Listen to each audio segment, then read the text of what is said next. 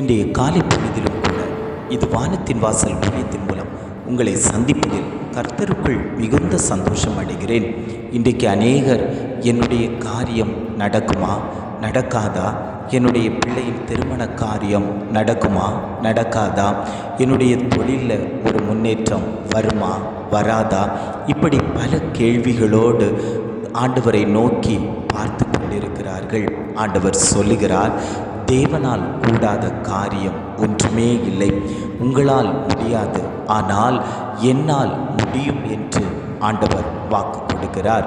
இன்றைய காலை பொழுதிலும் கூட ஆண்டவர் நமக்கு தரக்கூடிய நல்ல வார்த்தை என்னவென்றால், லூக்கா 1ஆம் அதிகாரம் 37ஆம் வசனம் இவ்வாறாக சொல்லுகிறது, தேவனாலே கூடாத காரியம் ஒன்றுமில்லை. வேதம் சொல்லுகிறது, தேவனாலே கூடாத காரியம் ஒன்றுமில்லை. இந்த உலகத்தை வார்த்தையினாலே சிருஷ்டித்த தேவன் நம்மோடு பேசிக் கொண்டிருக்கிறார். என்னால் கூடாத காரியம் ஒன்றுமே இல்லை. நீ பயப்படாதே, நான் உன்னோடு கூட இருக்கிறேன். உன்னுடைய குடும்பத்தின் காரியத்தை நான் ஜெயமாய் நடத்துவேன். உன் பிள்ளையினுடைய காரியத்தை நான் ஜெயமாய் நடத்துவேன். உன் தொழிலின் மேல் என் கரம் வைக்கப்படும், உன் ஊழியத்தின் மேல் என் கரம் தாங்கும் என்று ஆண்டவர் இன்றைய காலை பொழுதில் குடும்பங்களை பார்த்து அவர் பேசிக் கொண்டிருக்கிறார். இஸ்ரவேல் ஜனங்கள் இந்த காரியம் எங்களால் முடியுமா என்று செங்கடலை பார்த்து நின்றபோது அந்த செங்கடலை 2ஆக பிளக்கவில்லையாம். யோர்தானை கடக்க முடியுமா என்று யோசித்து கொண்டிருந்த போது அந்த யோர்தானை 2ஆக பிளக்கவில்லையாம். எரிகோ கோட்டையை முறியடிக்கவில்லையாம். தேவனால் கூடாத காரியம் ஒன்றுமே இல்லை. உங்களுடைய வாழ்க்கையில் தரித்திரத்தோடு இருக்கிறீங்களா, கடன் பாரத்தோடு இருக்கிறீங்களா? எவ்வளவோ பிரயாசப்படுகிறேன், என்னுடைய கடன் பாரத்துக்கு ஒரு முற்றுப்புள்ளியே இல்லை. அனுதினமும் நான் கடன் வாங்கி கொண்டு தான் என்னுடைய காரியங்களை செய்ய வேண்டியதாக இருக்கிறது. ஒவ்வொரு நபரிடத்திலும் போய் கடன் கேட்க வேண்டியதாக இருக்கிறது. என்னுடைய காரியத்தை யார் கொள்ளுவார்கள்? என்னுடைய பொருளாதாரத்தில் யார் முன்னேற்றம் தருவார்கள்? நான் கையிட்டு செய்யக்கூடிய வேலையெல்லாம் பொத்தலான அனுபவம் போல் இருக்கிறதே, அதை சத்துருவானவன் ஊதிக்கொண்டு விடுகிறான். நான் என்ன செய்வேன்? மருத்துவத்திற்கென்று பல செலவுகள் செய்துவிட்டேன், இனி என்னால் செலவழிக்க முடியாது. நான் என்ன செய்வேன்? இந்த வியாதியோடு தான் நான் கடந்து போக வேண்டுமா? என் ஜீவன் இருக்கிறது வரைக்கும் இந்த வியாதியோடு தான் நான் இருக்க வேண்டுமா? இந்த வியாதியில் எனக்கு ஒரு சுகம் கிடைக்காதா? என்னுடைய பாடுகளில் ஒரு பலன் உண்டாகாதா? என் பிள்ளையின் காரியத்தில் தடையாய் காணப்பட்டு கொண்டிருக்கிறதே, இந்த தடையை மாற்ற முடியாதா? நான் வேதம் வாசிக்கிறேன், அனுதினமும் ஜெபிக்கிறேன், தேவனிடத்தில் தான் நான் கிட்டி போய் இருக்கிறேன், அவருடைய சமூகத்தில் தான் காத்து கிடக்கிறேன்.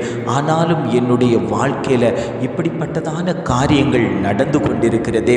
பார்க்கிறவர்கள் என்னை அவமானப்படுத்துகிறார்கள், வெட்கப்படுத்துகிறார்கள், நிந்திக்கிறார்கள். நீ தேவனைத்தானே ஆராதித்து கொண்டிருக்கிறாய், நீ இயேசு இயேசு என்று தானே சொல்லி கொண்டிருக்கிறாய். ஆனால் உன்னுடைய வாழ்க்கையில் இப்படிப்பட்டதான பிரச்சனைகள் வந்து கொண்டிருக்கிறதே, இப்படிப்பட்டதான போராட்டங்கள் வந்து கொண்டிருக்கிறதே, இப்படிப்பட்டதான காரியங்களில் நீ தோல்வியுற்று காணப்படுகிறாயே.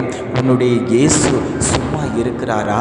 கண்ணை மூடி வைத்து கொண்டு இருக்கிறாரா என்று பல கேள்விகள் கேட்கும்போது நெஞ்சம் உடைக்கப்பட்டு உள்ளம் உடைக்கப்பட்டு தேவ சமூகத்தில் அநேகர் கண்ணீர் வடித்து கொண்டிருக்கிறீர்கள். ஆண்டவர் சொல்லுகிறார், மனுஷன் செய்ய முடியாதவைகளை எல்லாம் என்னால் செய்ய முடியும், தேவனால் கூடாத காரியம் ஒன்றுமில்லை என்று ஆண்டவர் வாக்கு கொடுக்கிறார். எத்தனை பேர் தேவ சமூகத்தில் போய் கர்த்தரை நோக்கி பார்த்து கொண்டிருக்கிறீர்களோ, உங்களுடைய காரியம் ஜெயமாய் மாற்றப்படும். உங்களுடைய பிள்ளையின் காரியத்தில் விடுதலை உண்டு. நீ வியாதியோடு இருப்பதற்கல்ல, அந்த வியாதி தேவ மகிமைக்கென்று ஏற்படுத்தப்பட்ட வியாதி, அந்த வியாதியின் நிமித்தமாய் அநேகர் ரட்சிக்கப்பட போகிறார்கள். நீ சாட்சி உள்ளவளாய் நிற்கப் போகிறார் என்று ஆண்டவர் வாக்கு கொடுத்து கொண்டிருக்கிறார்.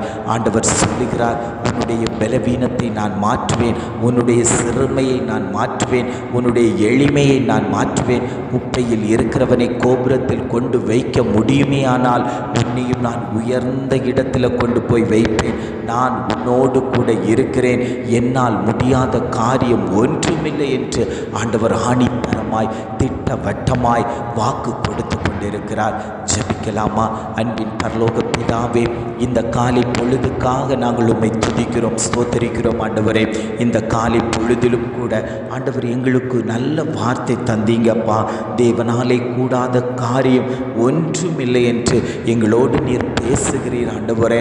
அப்பா, எங்கள் வாழ்க்கையில் நாங்கள் நினைத்தது உண்டாண்டவரே, தேவன் இதை செய்து தர மாட்டாரா, எங்கள் வாழ்க்கையில் ஒரு முன்னேற்றம் வராதா என்று பல கேள்விகள் கேட்டது உண்டாண்டவரே. இந்த வேளையில் ஆண்டவரே, இந்த வார்த்தையை கேட்கும் போதே ஆண்டவரே நாங்கள் மன்னிப்பு கேட்கிறோம் ஆண்டவரே. அப்பா, நீர் எங்கள் வாழ்க்கையில் எல்லா காரியத்தையும் செய்து முடிக்கக்கூடிய சர்வ வல்லமை உள்ளவர் என்பதை நாங்கள் உணர்ந்து கொள்கிறோம் ஆண்டவரே. அப்பா, இனி நாங்கள் எங்கள் வாயினால் எந்த வார்த்தையும் சொல்லிவிடாதபடிக்கு ஆண்டவரே, நீர் எங்களுடைய காரியங்களை பொறுப்பெடுத்து கொள்ளும்படியாய் நாங்கள் ஜெபிக்கிறோம். தடையாய் நிற்கக்கூடிய காரியங்களை எல்லாம் ஜெயமாய் தேவன் மாற்றி தரும்படியாய் நாங்கள் ஜெபிக்கிறோம் ஆண்டவரே. இந்த வார்த்தையை கேட்டுக்கொண்டிருக்கக்கூடிய ஒவ்வொரு தெய்வ பிள்ளைகளுடைய குடும்பத்திலேயும் வாழ்க்கையிலேயும் தேவன் பெரிய அற்புதங்களையும் அடையாளங்களையும் செய்யும்படியாய் நாங்கள் ஜெபிக்கிறோம் ஆண்டவரே. அப்பா, உம்மை அல்லாமல் எங்களுக்கு வேறு யாரும் இல்லை ஆண்டவரே. தேவனால் கூடாத காரியம் ஒன்றுமே இல்லை ஆண்டவரே. மனிதன் எதையும் செய்ய முடியாது, சொந்த பந்தங்கள் எதையும் செய்ய முடியாது. ஆனால் என் தேவனாகிய கர்த்தர் எல்லா காரியத்தையும் செய்து எனக்காக யாவையும் செய்து முடித்து விட்டார் என்ற விசுவாசத்தோடு நாங்கள் ஒவ்வொரு நாட்களையும் கடத்த தேவன் எங்களுடைய இருதயத்தை பலப்படுத்தும்படியாய் நாங்கள் ஜெபிக்கிறோம். எங்களை தாழ்த்தி தருகிறோம். துதி, கன, மகிமை எல்லாம் உமக்கே செலுத்துகிறோம். மீட்பர் இயேசுவின் மூலம் ஜெபம் கேளும் நல்ல பிதாவே. ஆமேன், ஆமேன்.